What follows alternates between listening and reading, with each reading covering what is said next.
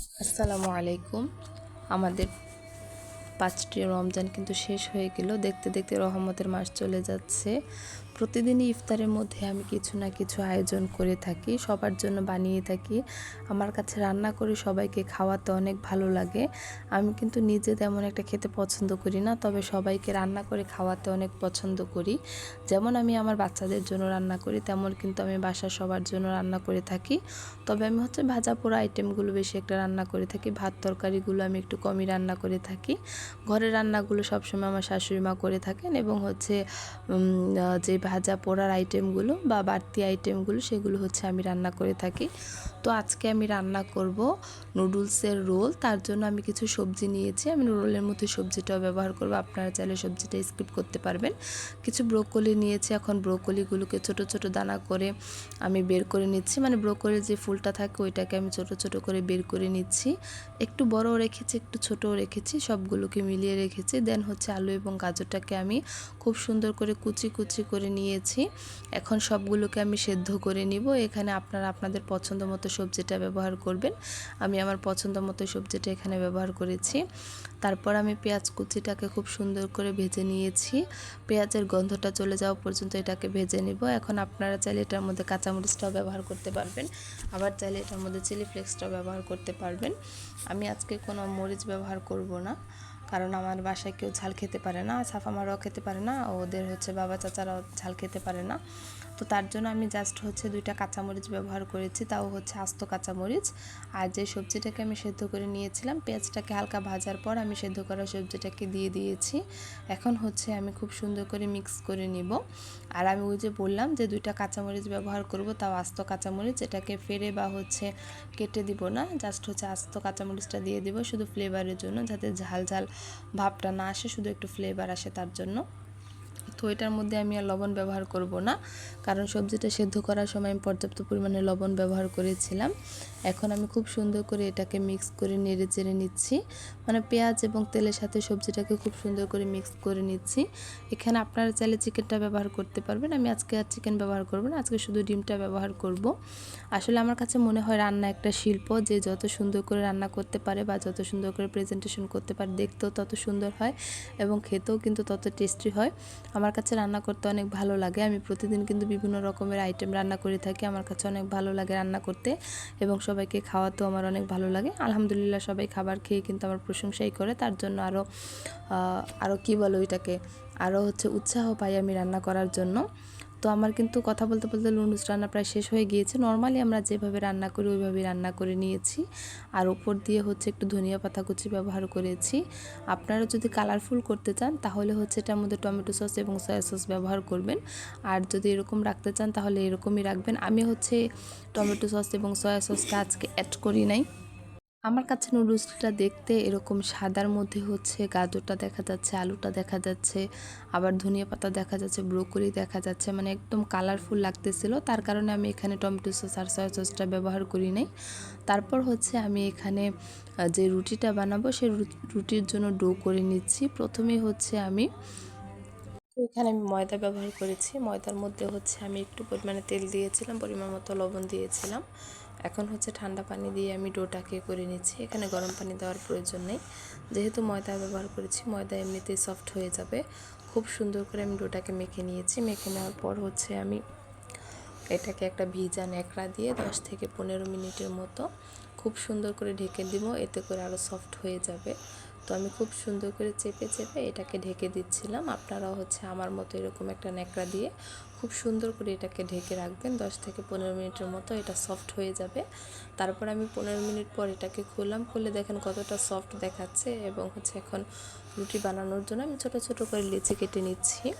আমি কিন্তু রুটি একদম বানাতে পারি না, রুটি কিন্তু সবসময় আমার শাশুড়িমা বানিয়ে থাকে। তবে উনি যেহেতু ইফতারের জন্য আলুর চপ বেগুন ওইগুলো রান্না করতেছে, প্লাস ভাত তরকারি রান্না করতেছে, তার জন্য আর ওনার কাছে যাই নাই।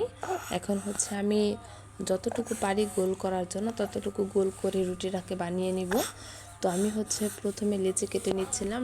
লেচি কেটে নেওয়ার পর আমি অল্প অল্প করে ময়দা ডাস্ট করে খুব সুন্দর করে রুটিটা বানিয়ে নিব।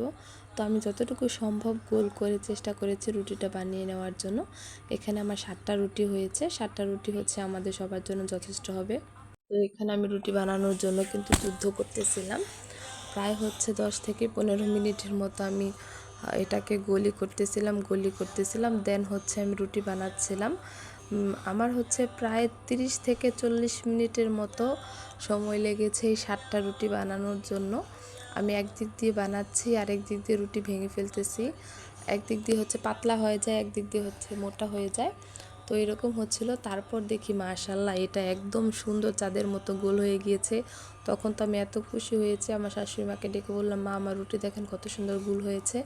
তখন উনি বললো যে হ্যাঁ আস্তে আস্তেই হবে, তুই বানাতে থাক, বানাতে ট্রাই করলে দেখবি এরকম 1 দিন 2 দিন বানাতে পারবি, তখন দেখবি এটা খুব সুন্দর করে গোল হয়ে গিয়েছে।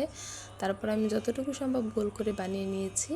এখানে হচ্ছে আমি ময়দা এবং পানি দিয়ে একটু হালকা গুলে রেখেছিলাম, ময়দা আর সাথে পানি দিয়ে হচ্ছে গুলে এটাকে ঘামের মতো করে নিয়েছিলাম। এটা হচ্ছে আঠার কাজ করবে। তারপর আপনারা দেখতেই পাচ্ছেন আমি কিভাবে রুটিটা বানিয়ে নিচ্ছি। রুটির মধ্যে হচ্ছে আমি খুব সুন্দর করে চারপাশে যে ময়দা এবং হচ্ছে পানির মিশ্রণটা বানিয়ে রেখেছি, এটা হচ্ছে আপনার আঠা বা ঘামের একটা কাজ করবে, মানে আঠা হয়ে লেগে থাকবে। ওইটা হচ্ছে খুব সুন্দর করে গোল করে চারপাশে লাগিয়ে দিয়েছি। এখন হচ্ছে এক পাশে আমি নুডলসটাকে দিয়ে দিয়েছি। নুডলসটা দেওয়ার পর হচ্ছে আমি 2 পাশ দিয়ে এটাকে ভাঁজ করে নিব। প্রথমে নিচের পাশটা ভাঁজ করব, তারপর উপরের পাশ ভাঁজ করব। ভাঁজ করার পর হচ্ছে আমি খুব সুন্দর করে এটাকে পেঁচিয়ে নিব। এভাবে হচ্ছে আমি খুব সুন্দর করে এটাকে পেঁচিয়ে নিয়েছি। আপনারা ভিডিওতে ভালো করে দেখলেই বুঝতে পারবেন এটা হচ্ছে পেঁচানো খুবই সহজ। এভাবে করে হচ্ছে আমি প্রতিটা রুটি বানিয়ে নিয়েছিলাম।